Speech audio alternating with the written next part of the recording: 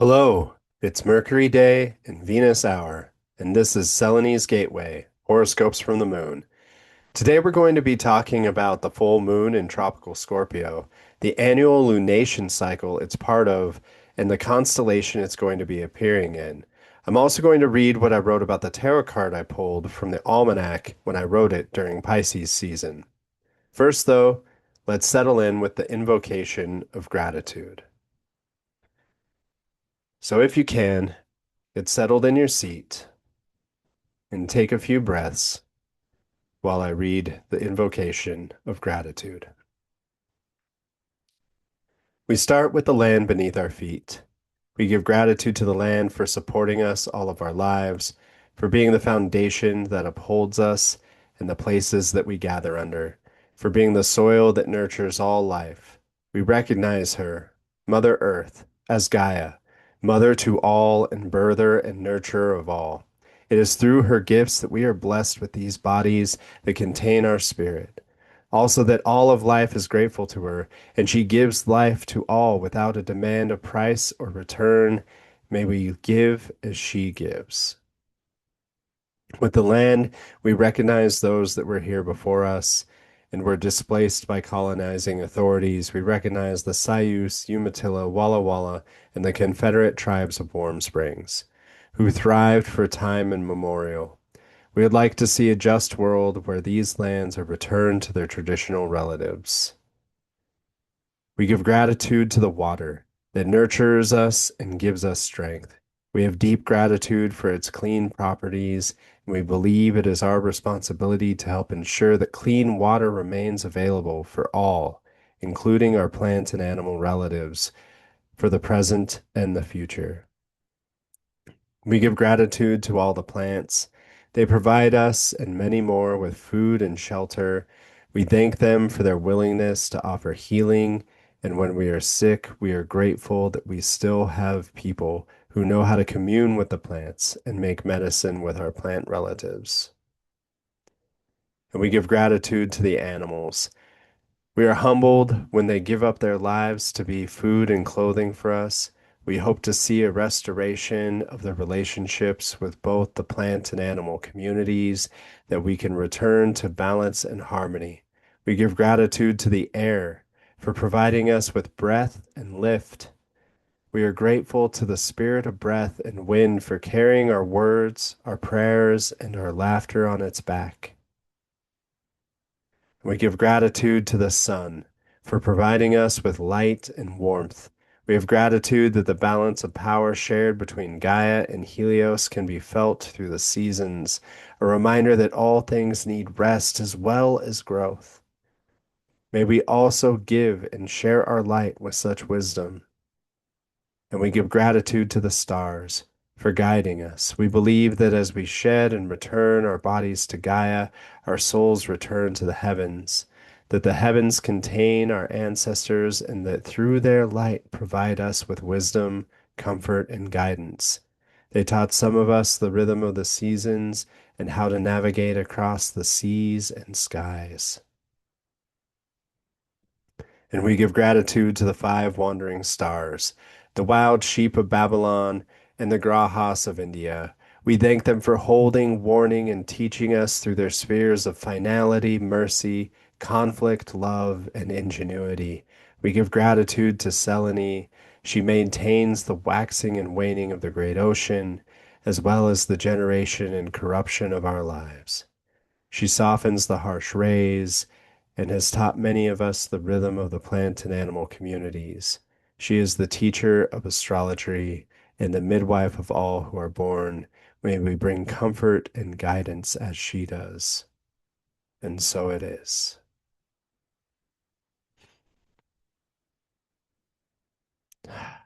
And so it is.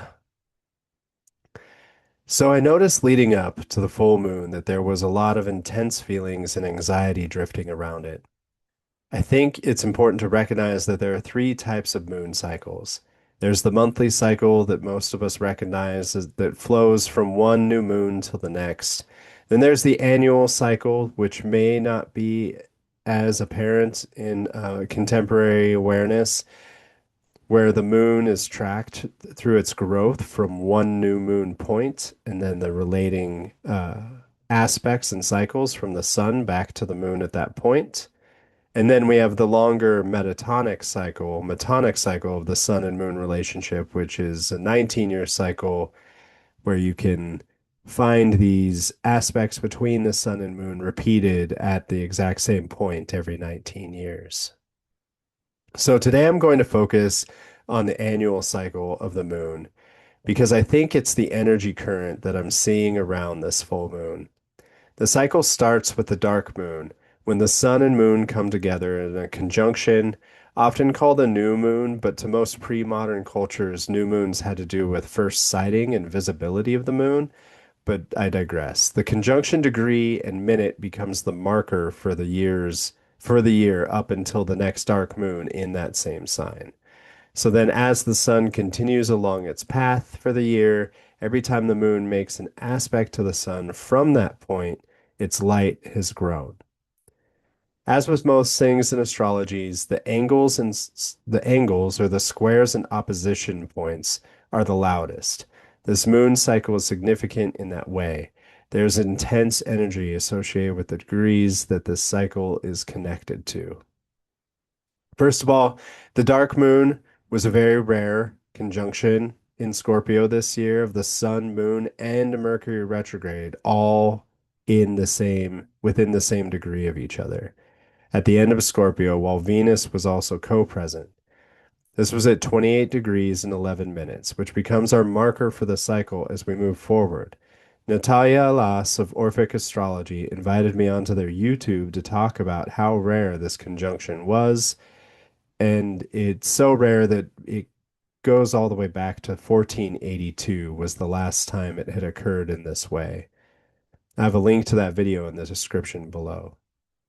The next quarter phase occurred on February 9th, which included a direct square aspect to Venus at 29 degrees and 39 minutes of Aquarius, who is also in Scorpio during the dark moon.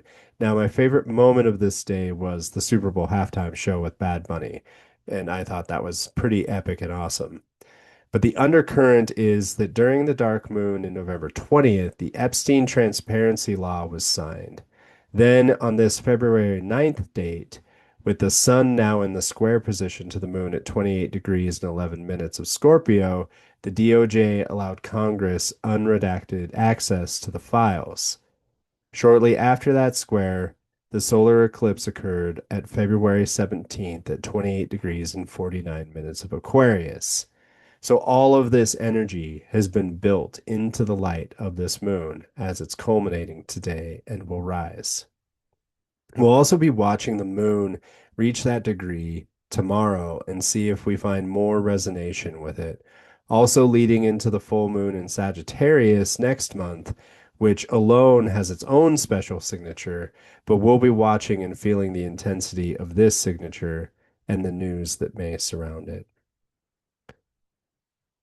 This summer, we'll see another occurrence with the eclipses involved. As the moon reaches 28 degrees and 11 minutes of Scorpio and receives a square position from the sun, it will just have finished eclipsing the sun a week earlier.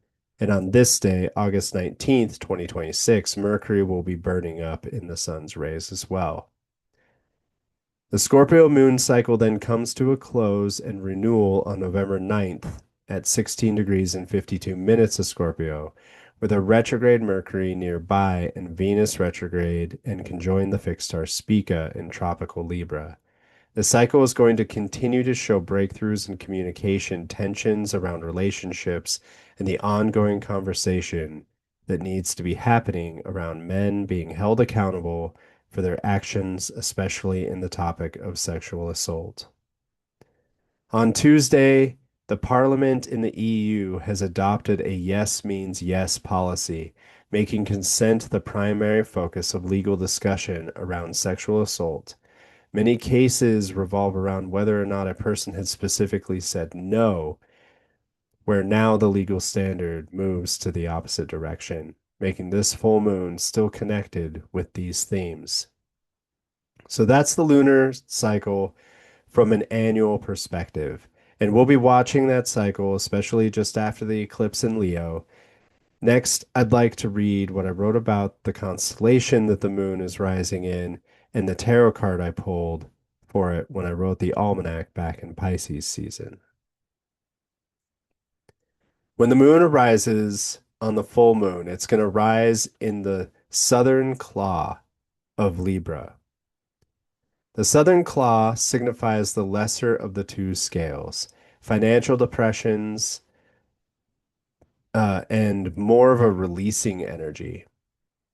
We may find that this Scorpio moon also signifies the toppling of some leaders or at least losing some prominence.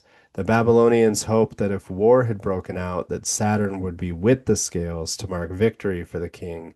Saturn is not in the best condition right now, so I feel this more signifies the warnings of uprisings from the people, which is another thing that they would say about this constellation during times of war. Once again, we're talking about the claws of Scorpio, or the scales, as we call them today, but they would have been seen as the claws of Scorpio during the Babylonian era, which is where I pull these uh, delineations from. For the for the tarot card for the moon, I pulled the Four of Pentacles. In the Journey of Oz and Wonderland, it's subtitled The White King's Plum Cake. The tarot for this full moon brings us the Four of Pentacles, asking us to mind our resources, but also to be open to sharing. Though this card is associated with the third decan of Capricorn, here we can find the message of those who hoard and those who share what they've kept. As people will always be better when we share and share alike. However, managing the storehouses and coffers is what comes to mind. We can't share what we don't have. Multiple things are pointing to resources and finances. With the Southern Claw as the full moon, the speed of Mercury, who is the merchant, and Mars moving into Taurus, I do feel like the camaraderie that we had the opportunity to build with the Three of Cups during the last full moon may come in handy to measure during this Taurus season. In 2 years, the trade unions have been organizing to have a general strike on May Day. With midterm elections underway during this time in the US, I wonder if we will hear more on that front as time marches forth. I hope you find your anchor during this season to help persevere in the future. And so, with the scales and the Four of Pentacles, I was reflecting on the possibility of the financial markets struggling and also taking care of your own personal resources, how you can resource yourself, making sure you're taking care of yourself before you try to help others. This is just a really good general advice. You know, the moon is not in its best condition when it's in Scorpio. Scorpio natives tend to feel very deeply but protect their feelings. And I really think that pulling into yourself and taking stock of your emotional and financial and physical resources is going to be a really good thing to do with this Scorpio moon energy. It's only from a foundation of understanding what we have that we are truly allowed to open ourselves up to relationships and to be able to give to others. I often see that when people, especially work in the nonprofit sector of our social systems, so many of them tend to burn through themselves so hard because they get locked up into taking care of too many other people, and then they forget to take care of the most important person, which is themselves. Because if they don't take care of themselves, then they can't do the good work that they're doing. And so that's what I have for you today for the Scorpio full moon. I hope you find this helpful. As always, please leave any questions in the comments, and may the fire inside guide you. Once again, I'm Devin Malone, the Esoteric Butcher.